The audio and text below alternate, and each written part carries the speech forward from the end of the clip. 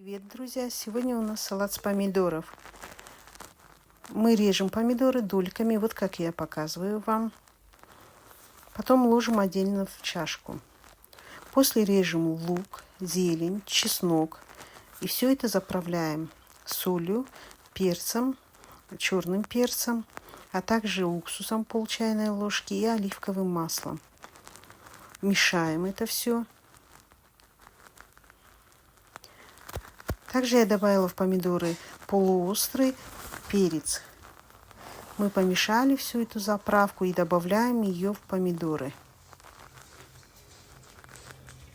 Помидоры теперь смешиваем с заправкой вместе и оставляем на час мариноваться.